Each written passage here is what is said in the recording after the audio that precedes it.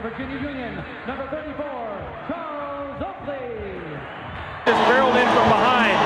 Look at Bugsy Bolts all over Ewing. Tip. Can Johnson come up with it? He does. To the hole. Count it. And then he gets in Charles Oakley's face. And Larry Johnson's got to be careful. He's already got one technical. He gets another one. He gets thrown out. So he better watch what he's doing here. Bennett Salvatore is doing him a favor. Because had he hit him with a technical for shoving Oakley in the back, Oakley in here talking. Now Morning goes over. Johnson better be careful. Yes, he better. They cannot lose him tonight. And Pat Riley grabs Oakley. We thought it would be a war, and it's turning into that. What happened was, as Johnson laid the ball in, after the turnover, you're going to see the turnover. Johnson's going to lay the ball in. Oakley's going to try to take the charge. Larry Johnson's going to come down. It's a block. It's a good call. He's moving. Now here's where the action starts, right here. They're laying down on the floor, and they start talking to each other. Larry Johnson says something. Oakley says something. And there's the push right there. Had Bennett Salvatore given him a tee, Larry Johnson's out of this game. Very, very good officiating by Bennett. Are we seeing now? Oakley picks up his second personal foul, and you can see that Johnson has more to say to him right now. This has been a war of words that has been going on since game one. Well, remember, it all goes back to the All-Star game. But the quick spin, and that's the problem. Oakley gave him too much of his body and couldn't recover, and in trying to get back, Johnson was already at the rim. To deal with that one, it just slipped out of his hand. Would have needed a Harold Carmichael-type leaping catch. Scottie Pippen and Charles Oakley battling for the ball. Oakley got to it and was out of bounds. And he and Scottie again involved in a conversation. Nice play, Charles, catching it, but 1 foot out of bounds. Fourth foul, and so Lance Blanks has entered the game for the Pistons. The Knicks enjoying a 5-point lead. That is a 23-point turnaround as Dumars is clotheslined under the hoop. I realize, Al, I'm overreacting to this Mason getting Xavier's time because of the 4 fouls, as you point out. That's undoubtedly the reason that he is getting all this time here in the third. Oh, what a shot. Man. It has been a rough game for the Pistons. Back in the front, and he's still smiling. Just under 3 in the third. Foul is called. Look out, Harper and Ellis going at each other. Derek Harper being Dice working his way inside. Harper getting pushed aside. He was manhandled by Ellis. Harper was trying to block out Ellis. double technical call. They were teammates once upon a time with the Dallas Mavericks. And to look at the physical play with the attempted box out by Derek Harper. It's a 3-point Suns lead. Back quickly, Frank Johnson bumped by Bonner.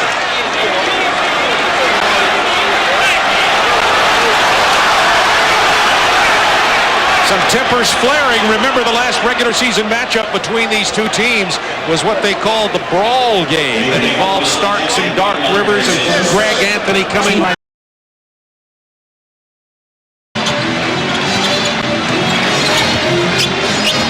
Charles Smith with 10 on the clock inside to Oakley.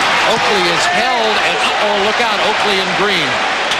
It was Klein who held him, but Oakley swung his arm out at AC Green. Let's see if cooler tempers prevail, and they do. That's 5 fouls on Joe Klein. And Smith is big enough to see over the double team. Klein cannot get there soon enough because he's worried about Patrick Ewing. So you're seeing Oakley go right to the basket. If the shot is taken, that he has a great opportunity. Now, the one thing you did see on that replay is the poor spacing on the Cato. Yeah, he got scraped across the eye. Big pick set by John Contact. Watch out. What's wrong with Contact? You see, you can't do that. Now, Anthony, we all know, is a talker, okay? But that was a scraped across the eye. John Contact. Watch out. 4 on the shot clock. Does Willis know it? He's fouled. Charles Oakley. Fought for, and that's going to be a loose ball foul on John Sally. And Oakley and Smith go at it. Oakley turned his back to Smith, and this has turned ugly.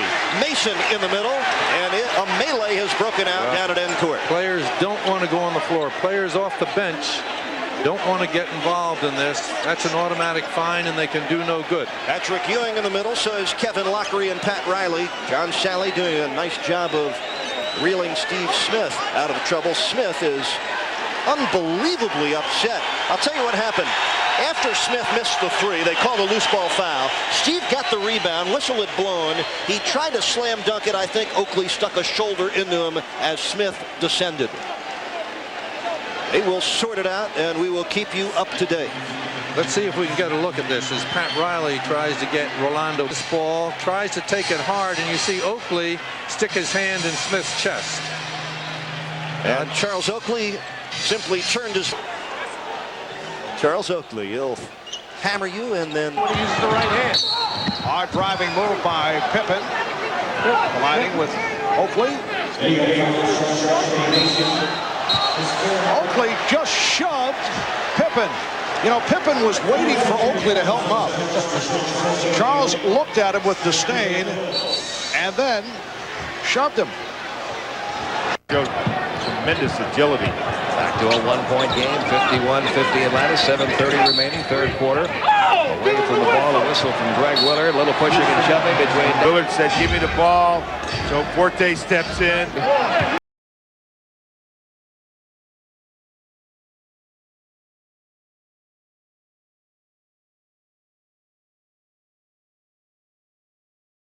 Two run that the New York Knicks are on over the last 4.5 minutes, make it 15-2.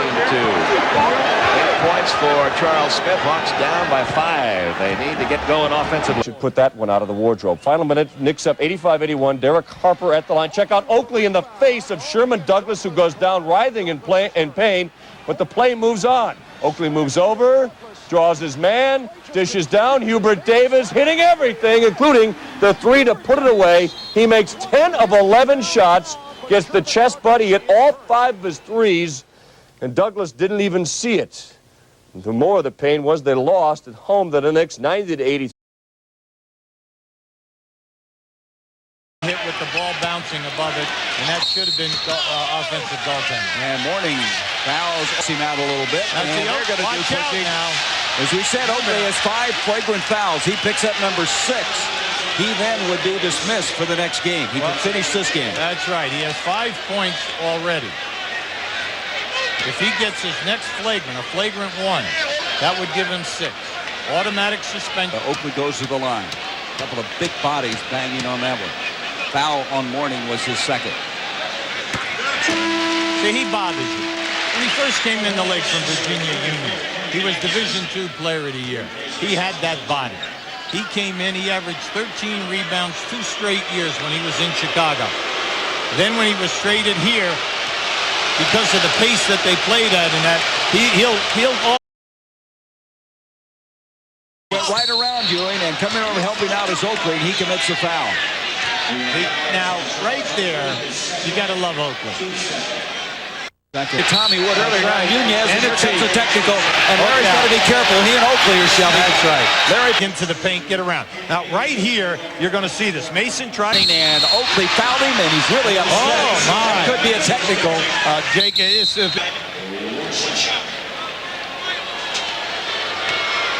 Boy, is he, and not quite long enough.